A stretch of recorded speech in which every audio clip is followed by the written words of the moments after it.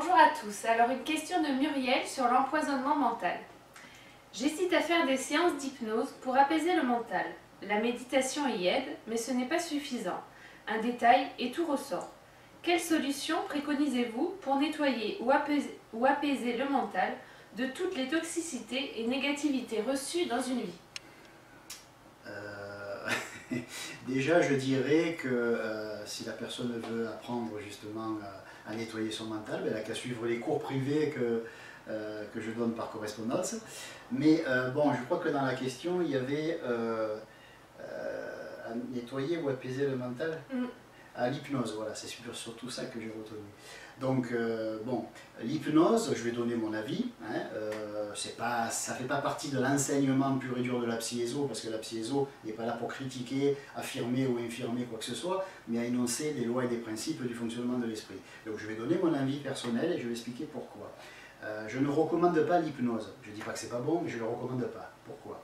L'hypnose, c'est quelque chose de très simple. Dans l'être humain, il y a ce qu'on appelle le je et le moi. Autrement dit, il y a la polarité positive masculine, de genre masculin, et la polarité négative de genre féminin.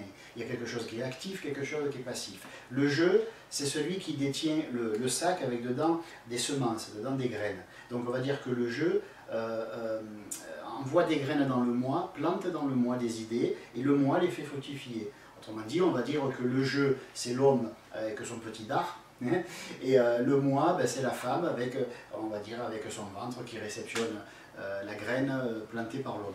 Donc, à force d'aller chez un hypnotiseur, si on y va une fois ou deux, c'est pas gênant, mais si on y va souvent, qu'est-ce qui va se passer? Le jeu de l'hypnotiseur prend la place du jeu de la personne. Donc, le jeu de l'hypnotiseur s'adresse au moi de la personne. C'est-à-dire que la partie masculine et qui ensemence va jouer le rôle à la place du jeu de la personne, va jouer le rôle du jeu et elle va donc ensemencer le mental. Donc ça veut dire que la personne va être passive, on va lui mettre des idées qui sont nécessairement positives, hein, à moins de tomber sur un huluberlu, mais même dans ce cas-là, le problème c'est que la personne va être dépendante de quelqu'un et va s'habituer à cette passivité. Donc ce qu'elle va développer, ce n'est pas uniquement les pensées et les idées germes qui auront été mis par le jeu du praticien, de l'hypnotiseur, mais elle va développer, cette personne, une espèce d'accoutumance au fait d'être ensemencée et de ne pas faire l'effort de s'auto-ensemencer. Donc c'est mauvais dans ce sens-là. Nous devons être libres. Si c'est pour nous mettre des gourous ou des hypnotiseurs, c'est pas la peine. Donc quelqu'un qui veut se libérer doit développer son jeu, développer son moi, arriver à trouver les idées qu'elle voudrait s'ensemencer et les planter en elle-même et être à la fois le cultivateur et le terrain qui est cultivé. Voilà. C'est le seul problème de l'hypnose. Voilà. C'est quelque chose, c'est pas que c'est mauvais, encore une fois, ça peut vous aider. Tout le monde est passé par l'hypnose, moi aussi je me suis amusé quand j'étais jeune avec des amis, tout ça. Oui, ça peut donner des effets probants, c'est vrai. Mais le problème, c'est qu'à la longue, la personne, elle va développer une accoutumance, elle va développer cette espèce de plaisir de dire tiens, je me fais ensemencer, je fais rien. Donc ça va développer la partie passive de l'individu et l'individu aura du mal ensuite à trouver ses propres idées et à s'auto-ensemencer. Il aura du mal à faire passer de son jeu à son propre moi ses idées parce qu'il sera habitué à recevoir des idées d'un jeu de quelqu'un d'autre. Voilà. Alors elle disait aussi, quelle solution préconisez-vous pour nettoyer ou apaiser le mental? Ben, ce que je dirais avant tout, avant d'essayer d'apaiser le mental ou de le nettoyer, parce que bon, on dirait qu'on va parler d'une poubelle qui est à l'extérieur, qu'on va ouvrir, oh là là, ça sent mauvais, il y a des papiers, on la vide, on la nettoie au jet d'eau. Le mental, c'est pas ça. Il faut quand même pas oublier que le mental, c'est pas quelque chose qui est rempli d'avance, qui est pré-rempli par des idées, des pensées. Le mental, c'est une espèce c'est un gros chaudron dans lequel s'élaborent nos processus mentaux. Or, ces processus mentaux, c'est nous qui les décidons. Nous sommes le décideur. Le mental, c'est une boîte dans laquelle on met des idées, on les secoue, et on se dit, tiens, ça forme des phrases. Voilà. Bon, maintenant, si la personne part du principe que son mental est sale, elle part aussi du principe que dans son mental, il se trouve quelque chose qui stagne. Si elle part du principe qu'elle doit le nettoyer plus l'apaiser, ceci, cela, elle part du principe que dans son mental, il y a des idées qui se combattent. Or, dans le mental, tandis qu'elle ne pense pas, pendant qu'elle dort par exemple, ben, il n'y a rien. Le mental n'est pas une boîte qui contient et qui, comment je peux dire ça, qui accumule les idées. C'est pas quelque chose qui contient des idées, c'est quelque chose qui ponctuellement va contenir des idées qui arrivent et après va les laisser partir. Le mental, par défaut, il est vide. Mais dès qu'on se met à produire des processus mentaux, on a fait rentrer des idées, on les a acceptées, on les a accueillies, elles rentrent, elles se combinent, et à ce moment-là, on a des processus mentaux, on a des idées plus ou moins cohérentes, plus ou moins intelligentes, plus ou moins constructives, etc. Mais ce que je veux dire, c'est que le mental n'est pas une boîte qui est pleine par défaut.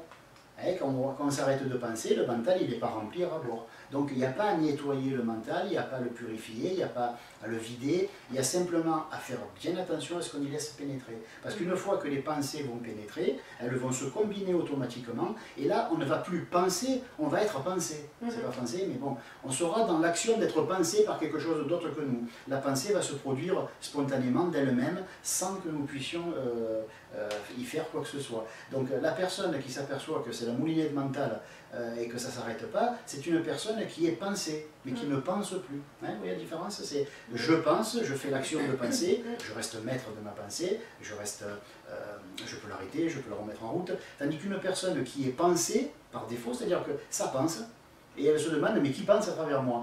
Personne, ce n'est pas quelqu'un qui pense dans sa tête, ce sont simplement des pensées qui rentrent, qui sortent, et dès qu'elles sont dans le mental a une polarité qui fait que dès que les pensées elles rentrent, pouf, elles se combinent, et par, on va dire, c'est un effet électromagnétique, les particules d'esprit qui forment les idées se combinent et créent des phrases entières, parce que le mental, il est préprogrammé, mais il n'a pas d'idée. C'est-à-dire qu'il a des programmes à l'intérieur qui font que dès que quelques pensées rentrent, elles se combinent toujours de la même façon. Mais ces idées qui sont combinées une fois qu'elles rentrent dans le mental ne demeurent pas dans le mental. C'est un petit peu délicat parce que bon, ça fait partie de l'enseignement de la psyéso et ça dure quand même plusieurs mois, rien que cette partie-là, et c'est réparti sur 3 années d'études. Mais je veux dire par là que le mental est, encore une fois, c'est une boîte à pensée qui est vide par défaut.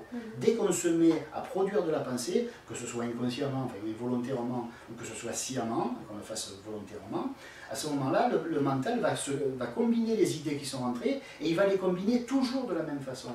Donc il y a deux solutions. Soit on s'attaque au programme qui est à l'intérieur de la partie du disque dur auquel on n'accède pas, donc c'est tout le travail sur soi, le PRP, ce qu'on appelle le processus de réforme psychologique, ou alors, si on ne se sent pas de s'attaquer aux programmes qui sont inscrits dans notre mental depuis la prime enfance, alors à ce moment-là, ce qu'on peut faire, c'est au coup par coup, faire attention aux idées que nous recevons. Parce que selon les idées que nous recevrons, elles se combineront. Mais quand même, sans se poser la question comment elles vont se combiner, c'est pas difficile. Si vous vient des pensées de doute, la combinaison ne sera portée que sur le doute. Si vous vient des pensées de tristesse, quelle que soit la phrase qui va en sortir, la phrase mentale, ça sera triste. Voilà. Si vous vient des idées burlesques, ça va vous faire rire. Peu importe comment ça va se retraduire en termes de phraséologie. Voilà. Donc ce que je veux dire, c'est que la personne n'a pas 36 solutions, elle en a 3. Soit elle fait attention aux pensées qu'elle accueille dans son mental, soit elle s'attaque aux programmes, les programmes types qui sont à l'intérieur et qui combinent justement les pensées pour en faire des choses plus ou moins positives, soit elle suit mes cours et comme ça elle apprendra à maîtriser son esprit, son mental. Merci Muriel pour tes questions.